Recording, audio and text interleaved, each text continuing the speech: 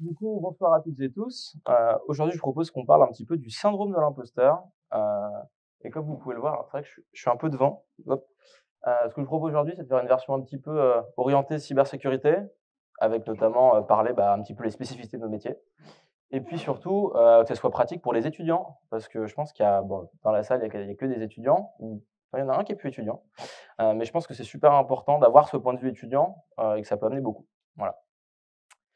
Il était une fois, moi, le petit Guillaume qui, cet été, donc c'était, 17 juin 2022, cet été, je me suis tâté. J'ai posé la question, je me suis posé la question, est-ce qu'il y a des gens qui étaient intéressés par voir un article sur le syndrome de l'imposteur dans la cybersécurité? J'ai été extrêmement étonné d'avoir autant de monde qui était intéressé, plus d'une centaine de likes, c'est pas vraiment mes scores que je suis habituel, hein, c'est un petit buzz, quoi. Pour moi, c'est beaucoup et je pensais vraiment pas qu'il y allait avoir autant de personnes qui allaient être intéressées par le sujet. En réponse, j'ai eu tous ces trucs-là, plein de personnes qui m'ont dit: «Vas-y, vas-y Guillaume et tout, déchaîne-toi». Au total, là, c'est une capture d'écran qui date d'il y a quelques jours, à peu près 20 000 impressions et vraiment, je me suis dit: «C'est un sujet intéressant, il faut le creuser». Bonjour à toutes et tous, je m'appelle Guillaume Assier, et je vais réaliser cette présentation aujourd'hui. Quelques petits trucs que j'aime bien faire, moi je kiffe tout ce qui est code, ça fait un bon bout de temps que je programme et ça me fait bien plaisir. Je kiffe tout ce qui est technologie cloud en général, voilà. Et puis j'aime bien tout ce qui est architecture complexe, dans un système d'information. Voilà, quand il y a des reverse proxy, quand il y a des authentifications à la, tout ça. Moi j'aime bien. Et puis, je suis assez actif notamment sur Twitter, donc @guillaumeassier, puis si vous voulez regarder ce que je fais aussi, j'en mets un petit peu sur LinkedIn. Voilà, voilà. Je vous propose qu'on parle vraiment du syndrome de l'imposteur du coup, qui se manifeste notamment par les caractéristiques suivantes. Le premier, ça va vraiment être la partie doute des compétences. Beaucoup de personnes vont quand on ressent en fait ce syndrome, la première chose, c'est on va commencer à douter de ses compétences. On va commencer à se dire: «Non, mais de toute façon, je suis pas compétent pour faire ça, c'est pas possible, j'y arriverai pas». On va commencer à douter de ses compétences, on va commencer à dévaloriser ses succès aussi. Dès qu'on va réaliser quelque chose et qu'on va y arriver, on va se dire: «Non, non, mais tu vois cette épreuve de maths là, non, non, mais c'est pas ma faute, enfin c'est pas moi, qui ai réussi, c'est parce que le contrôle il était simple». Ça, je pense que je pense que ça peut faire réaliser à certains. On va vraiment essayer de se dévaloriser au maximum pour aucune raison et surtout, pourquoi ça porte ce nom? C'est parce qu'on a la peur d'être démasqué. On a la peur d'être démasqué comme si on était un imposteur, comme si on n'avait rien à faire ici, et donc qu'à n'importe quel moment, quelqu'un pourrait venir, notre chef qui arrive, le boss qui arrive et qui fait: «Non, non, mais toi, tu dégages». Voilà. Donc c'est vraiment ça les caractéristiques communes qu'on va retrouver chez les personnes victimes du syndrome de l'imposteur. Alors, chez un étudiant, ça peut se manifester à quelques moments clés que moi j'ai identifiés, notamment l'entrée en études. Donc quand on arrive en études, on se présente. Par exemple, on arrive à l'école, là, à l'ENSIBES. On va commencer à rencontrer d'autres personnes qui ont déjà fait de la cybersécurité potentiellement avant. On va on va tomber sur sa première entreprise aussi, notamment quand on est en alternance. On va découvrir le monde de l'école, en école d'ingénieur.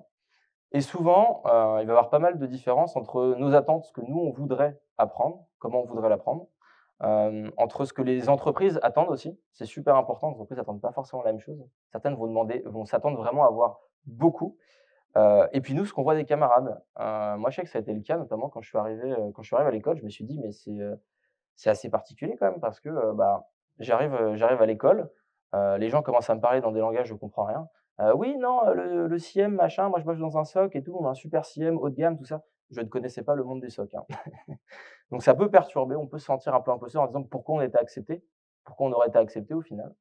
Il y a aussi le moment de la sortie d'études, donc là, c'est quelque chose que moi je vis un peu plus. Je suis en dernière année à l'ENSIBES, donc bientôt on va falloir la réflexion est en train de commencer en fait sur qu'est-ce que j'ai envie de faire après les études, après l'alternance. J'aurai un petit peu goûté au monde de l'entreprise, mais là on parle vraiment d'un job full time avec d'autres demandes qui ne sont pas forcément les mêmes. Voilà et notamment, la peur de se dire: «Est-ce qu'on peut vraiment postuler à cette offre d'emploi-là? Est-ce qu'on est vraiment légitime à postuler?» En fait, c'est vraiment la question de la légitimité, hein, dont on parle. Hem et donc pour s'orienter, parfois, ça peut être un petit peu compliqué. Et puis au final, c'est un petit peu c'est assez récurrent, c'est à chaque fois qu'on sort de sa zone de confort, à chaque fois qu'on va faire quelque chose de nouveau qui va être sur lequel on va pas forcément être à l'aise, on peut se poser ces questions-là. Alors, moi, je vous propose qu'on parle un petit peu de l'effet Dunning-Kruger. C'est ce qu'on appelle aussi souvent l'effet de surconfiance. Ça vous parle ou pas du tout? Ouais? Ouais, quelques-uns, super. Bon, alors, ce schéma-là est assez connu. L'idée, c'est on commence là. On n'a pas de compétences, notre compétence elle est à 0, on la connaît pas. On arrive sur un nouveau domaine. Je découvre les maths, c'est génial, super. Et puis en fait, progressivement, on va monter en confiance. On va prendre un max de confiance en nous. C'est génial, moi je sais tout faire, algèbre linéaire, blablabla. Je suis incroyable, un boss des maths. On va monter, on va monter. Et puis à un moment, on va arriver à ce qu'on appelle la montagne de la stupidité. Là, c'est le moment où on va plus se sentir péter. On va penser être incroyablement bon dans un domaine, sauf que bah, on s'est mal évalué. C'est pour ça qu'on appelle aussi l'effet de surconfiance. On a tellement pris la confiance que on pense qu'on est invincible alors que pas du tout. Et en fait, au moment de la montagne de la stupidité, souvent, il y a un événement extérieur qui vient nous mettre une énorme claque. Ça peut être, on va tomber sur, je sais pas, un professionnel qui va nous parler de notre technologie favorite et qui va nous dire, «Au fait, tu sais faire ce truc-là?» Et on va faire: «Ce quoi? Ça existe?»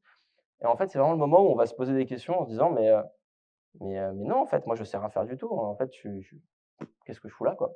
Voilà, donc il y a plein de formes de claques différentes, hein, ça peut être aussi un échec, ça arrive souvent. Le fait qu'on rencontre un échec, un projet qu'on voulait faire, on pensait avoir les capacités et au final, bah, non, on n'a pas ce qu'il faut. Et puis d'un coup, on va descendre. Alors là, c'est la chute qui est brutale et c'est à ce moment-là, en fait, c'est dans la vallée de l'humilité qu'on va retrouver souvent, ce syndrome de l'imposteur. On va beaucoup se poser de questions en se disant: «Mais du coup, pourquoi, enfin, du coup, je suis un imposteur, en fait. Moi, je pensais être un boss, mais j'ai vendu à tout le monde que j'étais un boss, mais pas du tout, en fait, je suis pas bon». Voilà. Et là, toute la difficulté, ça va être de remonter progressivement la pente parce que forcément, quand vous passez du temps sur un sujet, vous allez prendre de l'expérience, vous allez devenir bon. Pas tout le monde à la même vitesse, mais tout le monde va forcément monter en compétence. À moins que vous fassiez vraiment du sur place, mais la plupart des gens, quand même, quand on travaille un domaine, au bout d'un moment, on commence quand même à avoir des résultats et du progrès. Et petit à petit, en fait, voilà, on va se re-auto-évaluer et petit à petit, on va remonter, en fait, cette courbe vers le plateau de consolidation où on va vraiment maîtriser la compétence. On va vraiment viser vers ce qu'on appelle l'expertise et puis surtout, nous, on va se sentir expert. Voilà, donc c'est un effet super connu. Je vous invite à aller regarder sur internet si vous voulez plus d'informations dessus. Mais c'est un des effets les plus puissants, en fait, qui sont à la base du syndrome de l'imposteur. Autre chose aussi, c'est la partie doute. Doute, on va commencer à se comparer à tout le monde. Forcément, l'humain a envie de se comparer pour savoir est-ce qu'il est bien, est-ce qu'il est dans la moyenne, est-ce que mon patron est fier de ce que j'ai fait, est-ce que mon job, je le fais bien, peut-être que je le fais mal. On va être très, très auto-centré et du coup, on va commencer à se comparer. On va commencer à se comparer et malheureusement, il y a plein de biais qui existent parce qu'on voit qu'une partie des informations. Même mon meilleur ami, il y a plein de trucs que je connais pas de sa vie. Il y a plein de trucs qu'on connaît pas. À moins qu'on soit les GAFAM, généralement, eux ont un petit peu plus, un plus grand aperçu parce que notamment ils savent ce qu'on fait et ce qu'on dit pas. Mais c'est super compliqué d'arriver vraiment à cerner quelqu'un. Donc on va pas être capable de savoir, exactement forcément toujours le contexte de la personne. On va avoir un camarade qui est super bon, qui réussit tout et pourtant en fait, bah, on n'aura aucune information sur lui. On connaît pas, sa vie forcément, voir un camarade, il est super bon, mais peut-être que derrière, il y a des trucs horribles dans sa famille et tout, on ne sait pas. Peut-être qu'il a déjà eu des cours justement, avant l'école, du coup, c'est pour ça qu'il est super bon. On connaît pas tout. Autre chose aussi, certains ont des facilités. Ça, c'est quelque chose, je sais que ça fait un peu mal à l'ego pour certains, mais il y a certaines personnes qui ont des facilités, qui sont mieux câblées, juste, ben, on leur montre une notion, ils vont aller beaucoup plus vite dessus. Ça arrive, malheureusement, il faut leur faire avec. Et puis surtout, il y a aussi une gestion du temps qui est différente. Forcément, si, quelqu'un est en couple, a une copine, va avoir d'autres activités, il va peut-être pas mettre la même énergie et la même, enfin, voilà, autant d'efforts pour se former sur un domaine. Voilà, il a forcément une balance différente, il y a pas forcément les mêmes efforts partout. Voilà, et ça forcément, vous n'êtes pas au courant, donc forcément quand vous allez vous comparer, votre comparaison, elle sera biaisée. Hem, Moi, j'ai une petite anecdote là-dessus, notamment sur le côté facilité. Quand j'étais en DUT, je faisais du développement. Donc moi, ça m'amusait bien, mais j'étais complètement nul au début, c'était une catastrophe et donc je me suis dit: «Bon, bah, il faut vraiment que j'arrive à progresser, tout ça, je charbonne» et j'ai un de mes potes, je n'ai jamais compris comment ce gars-là faisait. Florian, si tu m'écoutes, je te maudis pour ça. Je t'aime beaucoup, mais je te maudis parce que Florian, mon ami, dès que j'avais besoin d'aide, je lui demandais et lui, il faisait de la magie avec ses doigts, c'était assez incroyable. Il venait, tac, tac, tac, tac: «Tu vois, c'est débuggé». Ouais. Enfin moi, ça fait 4 heures que je suis dessus, je n'ai rien compris. Toi, tu arrives, en 10 secondes, tu as débuggé mon truc, ça fout un peu la haine. Et ça, voilà, ça arrive des fois. Et je me suis dit: «Non, mais c'est pas possible, moi, c'est moi qui est complètement éclaté». Et en fait, il est allé en stage après son DUT et il était dans une c'était pendant le covid, alors, c'était un peu galère de trouver un stage et lui, il a trouvé dans une c'était une petite boîte, un gars qui faisait du développement d'automates industriels et en fait, il m'expliquait, il me fait: «Non, non, mais mon tuteur, il est impressionné parce que je suis meilleur que lui». Je me suis dit: «Ah, son tuteur qui a 15 ans d'expérience en développement C# se fait dépasser par, son petit étudiant qui est à peine sorti d'école, quoi». Voilà et c'est à ce moment-là que j'ai fait: «Ah ouais, non, mais en fait, je pense qu'il a des facilités». Voilà. Il y a déjà un article qui était paru dessus, ça était, «Je suis un dev» et il parlait des développeurs rockstar. Voilà, c'est ces développeurs où le patron, il comprend pas pourquoi tout le monde on n'est pas tous comme, la rockstar du groupe qui arrive à tout gérer et qui balaye toutes les difficultés d'un revers de main. Voilà. Il y a aussi les réseaux sociaux. Alors ça, c'est une petite infographie que j'ai vue il y a genre hier ou avant-hier. Apprenez Java en seulement 30 jours. Les mecs sont quand même en train d'expliquer comment on apprend un langage orienté objet en 30 jours. Juste, c'est infaisable. Passer, heu, je sais pas, par exemple, apprendre tous les compl tous les tous les concepts complexes, pardon, de la programmation orientée objet, ça se fait pas en 3 jours, hein, comme il l'annonce là. En fait, les réseaux sociaux, on va avoir plein de personnes qui vont parler de plein de trucs, mais on n'est absolument pas au courant de est-ce qu'ils disent vrai ou est-ce qu'ils disent faux. Et ça, dans les réseaux sociaux, vous allez retrouver beaucoup d'infographies toutes pourries qui vous disent: «Non, non, mais c'est comme ça pour faire ta carrière en cybersécurité, tu dois forcément aller comme ça, tout droit et tout». Bah non, pas forcément. Heu et puis surtout, ça ne tient pas en compte l'individu. Peut-être que vous allez avoir des facilités, du coup, cette partie-là, vous allez la tracer comme jamais et celle-là, vous allez galérer et tout. Donc forcément, ces infographies-là, bah, elles font un on se pose quand même beaucoup de questions, surtout quand ils donnent des délais aussi courts. Bon, apprendre le Java en 30 jours, j'y crois pas une seule seconde. On a la même chose aussi avec les certifications. J'ai masqué un petit peu, vous pouvez retrouver facilement qui propose ces certifications-là, mais on vous dit: «Non, non, mais si vous voulez venir, pour arriver sur le marché du travail, vous devez d'abord faire cette certification-là, puis celle-là, puis celle-là, puis celle-là et à la fin, vous pourrez devenir compétent». Non, la certification, ça vous donne, ça permet de prouver, notamment à votre entreprise et à ses clients, ça c'est super important, souvent c'est les clients, que vous avez un minimum. Vous cochez une liste de cases, mais c'est tout. Ça ne veut pas dire que vous êtes forcément ultra meilleur. Bon, forcément, si vous faites une bonne certification, au bout d'un moment, ça montre quand même que vous avez un petit niveau, mais vous n'êtes pas obligé de suivre toutes les certifications, de faire toutes les certifications en Cisco pour dire que vous avez un bon niveau en réseau, enfin voilà. Donc les certifications, moi je me méfie un petit peu. Ça ne veut pas dire qu'il ne faut pas en faire, mais ça ne il faut faire attention surtout sur les réseaux sociaux quand ils communiquent en disant, souvent c'est des boîtes qui font des certifications, qui communiquent dessus et qui disent, vraiment: «Vas-y à fond, c'est ça ton circuit». Non, c'est pas, juste en suivant le circuit que vous allez devenir forcément bon. Voilà. On est dans un domaine qui est vachement complexe. C'est quelque chose que les gens ne se rendent pas forcément compte, mais on a des compétences qui sont super larges. Est-ce que vous vous rendez quand même compte qu'on arrive dans une organisation, on vient faire de la cybersécurité, mais on fait du développement, du réseau, de l'administration système, on va faire, toute la partie, enfin, comment on appelle ça? On va faire pas mal d'organisation, on va être capable de gérer une crise, on va manipuler plein de langages, plein de technos. C'est quand même super large. Déjà que l'informatique, il y a déjà plein de choses à faire. Nous, souvent, on est sur des postes qui sont un petit peu en transversal. Voilà, postes transversaux. Donc forcément, c'est un domaine qui est super complexe, donc c'est normal de pas tout savoir. Ça, c'est vraiment un truc dans une vie, vous aurez jamais le temps de tout faire. Voilà. C'est aussi des technologies qui évoluent vachement vite. Faut quand même se rendre compte que, bah, c'est comme pour les développeurs. Le développeur, du jour au lendemain, il découvre, le nouvel outil, le nouveau framework. Bah, le framework, le lendemain, il est plus bon, hein. Ça va super vite. Il y a des nouvelles technologies qui sortent tous les jours et beaucoup de gens, je donnerai pas forcément des noms, mais il y a beaucoup d'éditeurs de logiciels qui vont vous vendre: «Ça, c'est ma nouvelle solution, c'est ma solution». Il y a cette nouvelle façon de faire et tout ça. Heu, vous n'allez pas pouvoir absorber et apprendre toutes les technologies d'un coup, hein. C'est impossible. Et puis aussi, il y a une pression qui est assez élevée. Ça, c'est quelque chose qu'on parle très peu, mais on parle quand même d'aller protéger les assets critiques d'une entreprise.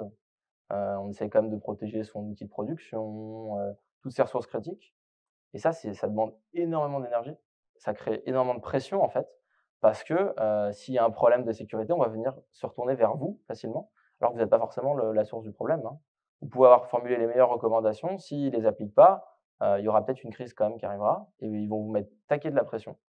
Et ça, forcément, c'est dur et c'est pas très agréable. Donc on peut se dire, enfin, c'est difficile de se sentir légitime quand, on se retrouve avec cette pression-là, plus le fait que tout bouge dans tous les sens, plus le fait qu'il faut beaucoup de compétences. Bref, il n'y a pas une personne qui fait la cybersécurité d'un groupe, hein. Ça marche pas comme ça. Et puis des fois, il y a un accueil qui peut être parfois un peu froid, en fait.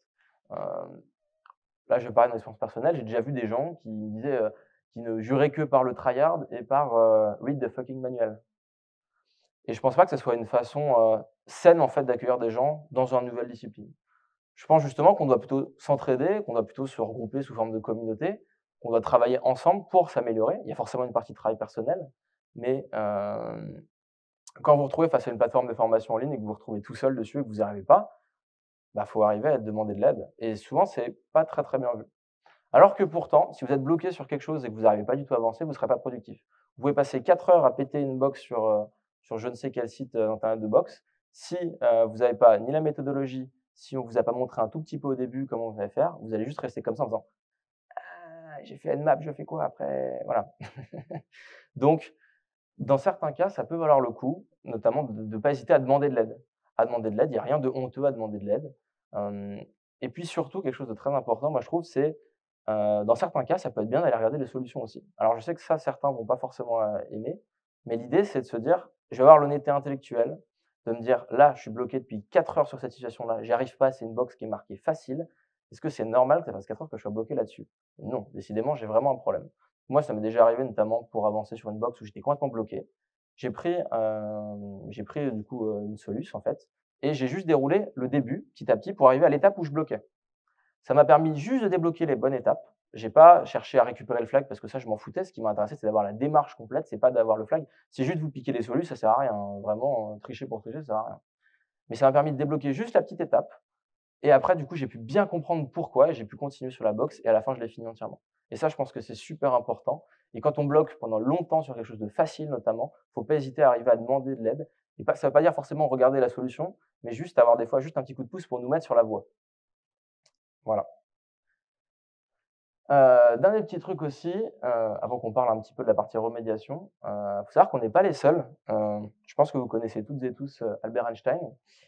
Et il a affirmé à la fin de sa vie: «L'estime exagérée dans laquelle on tient mon travail me met parfois très mal à l'aise. Il me semble que quelquefois être un escroc malgré moi». Si Einstein avait le syndrome de l'imposteur, je pense qu'on peut nous aussi l'avoir. Je pense qu'on peut tous considérer qu'il a fait énormément de travaux qui sont incroyables et que, bah, c'est normal, ça peut nous arriver à nous aussi, hein. Alors, comment est-ce qu'on peut agir pour lutter contre le syndrome de l'imposteur? Parce que tout à l'heure, je vous en parle, je vous explique un petit peu, comment ça marche, les mécanismes derrière, mais qu'est-ce qu'on peut nous faire? La première chose, c'est être capable de s'entourer. C'est super important de bien s'entourer. Notamment le fait d'avoir des camarades qui vont être réceptifs, qui vont pas forcément être, jugeants horribles, comme je disais tout à l'heure. Si quelqu'un me regarde et fait: «Non, mais juste va voir le manuel, ta gueule», ça sert à rien, hein, c'est pas des bons amis, je vous le dis. L'idée, c'est vraiment d'arriver à être capable de s'entourer, d'avoir des gens à qui on va pouvoir poser des questions. On va pouvoir leur demander, comment la personne aurait pu faire. On va pouvoir demander notamment du feedback, donc demander des retours, c'est super important. Là, l'idée, c'est pas de se comparer à quelqu'un, c'est de demander à quelqu'un extérieur qui est censé être un peu plus neutre, de juger notre travail. Parce qu'il y a vraiment un décalage entre notre perception, hein, c'est vraiment ça le centre d'imposteur, c'est notre perception face à nos compétences réelles et on n'arrive pas à s'auto-évaluer. Donc demander des retours, c'est vachement bien parce que ça va être des personnes qui auront peut-être moins de billets que nous pour nous évaluer, qui vont pouvoir nous dire: «OK, là ton travail, ça j'aime vraiment pas, ça j'aurais fait différemment, ça c'est super, c'est nickel» et en fait, le fait d'avoir quelqu'un d'autre, ça va permettre de limiter énormément les biais qu'on peut avoir et ça, c'est super chouette. Il y a aussi toute la partie, mentorat, le fait d'avoir un mentor, ça peut aider dans certaines circonstances, pour, comment ça s'appelle? Pour progresser, d'avoir quelqu'un qui est senior en fait. Tomber sur un mec senior, bah, c'est super bien. Le mec, il a beaucoup plus de compétences que nous. C'est assez incroyable et puis aussi, comment ça s'appelle? Et puis si vraiment, c'est vraiment très paralysant le syndrome de l'imposteur, faut pas hésiter à aller voir des professionnels. Je sais que c'est quelque chose qui se fait pas beaucoup qui se dit pas beaucoup en France, mais si vous avez vraiment besoin, un vrai blocage, quelque chose qui vous paralyse et tout, faut pas hésiter à aller voir quelqu'un, genre une psy, hein. Il y a aucun problème avec ça. C'est normal de se faire aider quand on est bloqué et je sais qu'il y a encore beaucoup de personnes qui trouvent que c'est tabou, mais pourtant, enfin, allez-y, il y a pas de problème. C'est justement, c'est notre santé mentale, c'est super important, quoi. Et puis, ce que je disais à la fin, les communautés, se regrouper en communauté. Je sais que notamment, pour les femmes, il y a pas mal de cercles des femmes, il y a des choses comme ça, Women for Tech, je crois. Il y a des cercles, en fait, de communautés, heu, qui permettent, en fait, d'avoir une communauté un peu plus proche, qui pourront peut-être mieux comprendre, en fait, ce qu'on ressent. Parce que, ouais, parfois, forcément, est-ce que moi, je comprendrais bien quelqu'un d'autre qui vit ça différemment? Bah, peut-être pas. Donc ça peut être chouette de se rapprocher de communautés pour avoir du feedback, pour avoir, ce que je disais, le mentorat, les retours, c'est vachement chouette. Deuxième chose vachement importante, c'est le fait de partager. Je sais que j'ai entendu beaucoup de monde en fait qui me disait: Non, mais Guillaume, moi, j'ose pas poster sur un blog, tout ça, j'ai peur de me prendre un j'ai peur de me faire défoncer parce que j'ai dit des conneries dans un write-up. Le truc, c'est que c'est super important de partager parce qu'il y a des gens qui vont aussi vous donner du positif, qui vont vous dire: «C'est bien», qui vont donner comment ça s'appelle? Un retour là-dessus et le fait d'arriver à le poster par écrit, ça permet aussi de se rendre compte de ce qu'on a fait, en fait. Ça permet d'avoir une trace, une trace et surtout, ce sera chouette pour se comparer. En fait, il ne faut pas se comparer aux autres. Ce qui est intéressant, c'est d'avoir du feedback des autres et de se comparer soi-même à une période antérieure. Est-ce que moi, maintenant, je suis plus compétent qu'avant ou pas? Comme ça, on est capable de suivre l'évolution. Et suivre l'évolution, ça passe aussi par suivre les projets qu'on a faits, toutes les choses. Donc le fait de faire des écrits, de produire des write-up, ça peut être un blog, ça peut être écrire sur les réseaux sociaux. Moi, l'été dernier, par exemple, je suis allé voir, à Le Hack, je ne sais pas si vous connaissez. J'ai vu un Américain qui était là vraiment à fond en mode, motivation speech et tout, super chouette et en fait, le gars expliquait en disant: «Mais, vous savez, enfin vous avez le comment ça s'appelle? Faut pas hésiter, faut moi aussi le syndrome de l'imposteur, je l'ai. C'est pas pour rien que je poste des trucs sur les réseaux sociaux. Le gars expliquait qu'il postait des choses sur les réseaux sociaux pour avoir une trace écrite, en fait, de tout ce qu'il a fait et que lui aussi le vit. Alors que pourtant le mec, il est encensé par la critique, enfin c'est quand même un mec qui pèse un peu, quoi. Ça concerne tout le monde et lui, sa stratégie, c'est d'arriver à marquer pour être le plus factuel possible, en fait et pas arriver à se faire, tricks par son cerveau. Autre chose aussi, c'est les prises de parole, bah, un petit peu comme je fais là, l'idée c'est de pouvoir montrer que, ben, heu, vous n'êtes pas seul. Vous n'êtes pas seul à vous poser des questions, c'est normal et on peut tous en discuter. Et puis aussi ce que je disais, bah, faire des listes, si vous n'avez pas forcément la publier, bah, au moins faites une liste de tout ce que vous avez fait, de toutes les compétences que vous avez développées. Moi, par exemple, j'ai une énorme cheat sheet géante dans lequel je marque toutes les technologies que j'ai utilisées, que j'ai faites et ça me permet le jour où je me pose des questions, où je suis dans une phase de doute, parce que c'est des phases, hein, le syndrome de l'imposteur, vous l'avez pas en continu, c'est plutôt une phase et ben, après d'être capable de se dire, on peut être capable en fait comme ça ah, de prendre du recul et de se dire: «OK, moi j'ai déjà fait ça, j'ai déjà fait ça, j'ai déjà fait ça». Je suis pas très loin de la fin, t'inquiète pas Bastien. Autre chose aussi, le marché de l'emploi, quand on arrive, il y a de la place pour les juniors. On a la chance d'être dans un métier enfin de faire des métiers qui sont assez extraordinaires en cybersécurité et surtout, il y a de la demande. Il y a de la place pour les juniors. Il faut juste demander bien à l'entretien, parler bien du fait que vous êtes junior, demandez bien comment vous allez être encadré, comment ils accueillent les juniors, est-ce qu'il y a des questions est-ce qu'ils ont une procédure spéciale? Est-ce que voilà, hem pourquoi j'insiste bien sur les juniors? C'est parce qu'il n'y a pas que, quand on regarde un emploi en fait, enfin quand on arrive sur un emploi, ça sert pas à rien, hein, le terme, junior, senior devant. C'est aussi pour montrer un niveau d'expérience dans un domaine et forcément, si on vous propose un poste de junior, on n'aura pas les mêmes attentes qu'un mec qui est senior. C'est normal de pas tout connaître. Voilà et même les seniors ne connaissent pas tout, rassurez-vous. Généralement, un senior, c'est plutôt quelqu'un qui a de l'expérience et quand vous lui posez une question, soit il peut vous répondre et s'il peut pas vous répondre, il va être capable de trouver la solution. Il aura la méthodologie et il aura les mots-clés pour aller trouver. Parce que c'est des recherches Google aussi, hein, vous inquiétez pas. On n'est pas obligé de faire des CTF? Bah ouais, il y a beaucoup de boîtes qui nous disent, «Faites des CTF, c'est trop cool», tout ça, pour nous parler en mode: «Eh les jeunes, c'est trop bien». On n'est pas obligé de faire des CTF, c'est pas ça peut être un plus, mais vous n'êtes pas obligé de faire des CTF, vous n'êtes pas obligé d'avoir, fait, 15 000 un truc avant, hein. C'est pas ça peut être un plus, mais c'est pas une obligation. Faut pas se sentir mal parce qu'on n'en fait pas ou parce qu'on en fait des débutants. Voilà et puis il faut être capable aussi de sortir de sa bulle. En fait, hem, on se rend pas forcément compte, mais la plupart des gens nous voient un peu comme des super-héros. On fait des la cybersécurité déjà, c'est un terme assez particulier et surtout les gens se rendent pas compte en fait, ils voient brancher une imprimante, ils sont en mode: «Waouh, incroyable, c'est un génie!» Quand on arrive en cybersécurité, souvent on arrive à une certaine technicité qui est très développée et la plupart des gens nous voient un peu comme des sauveurs, hein. Certains patrons vous verront un peu comme un sauveur aussi. Donc c'est assez important de bien sortir de sa bulle et pas de se dire: «Non, non, mais moi je suis nul, j'y arrive pas», tout ça. Vous vous rendez pas compte de l'image forcément que vous renvoyez aux autres et forcément de leurs attentes. Voilà. En conclusion rapidement, bah, ça passe beaucoup par de l'acceptation en fait. Accepter le fait qu'on ne peut pas tout connaître. Accepter le fait que, bah, peut-être que si on m'a pris, c'est peut-être parce que j'ai peut-être ma place quand même. Voilà. Il y a le gros côté prise de recul aussi, être capable de prendre du recul sur une situation et d'arriver à revenir à quelque chose de factuel, d'arriver un petit peu à mettre de côté les émotions, les sentiments et de revenir: «OK, factuellement, cette année, j'ai progressé sur quoi? Qu'est-ce que j'ai fait?» et ça aide énormément. Et puis la dernière chose, ben, vous n'êtes pas seul. Donc, faut pas hésiter à parler à des communautés, à échanger entre vous sur le sujet, il y a pas de honte. Donc, heu, donc voilà. Bah, je vous remercie de votre attention, Mon syndrome de l'imposteur vous remercie parce que c'est vrai que faire ce talk, c'était pas forcément la chose évidente. On le voit peut-être pas comme ça, mais bah, je me suis beaucoup posé la question: «Est-ce que moi j'avais la légitimité de le faire?»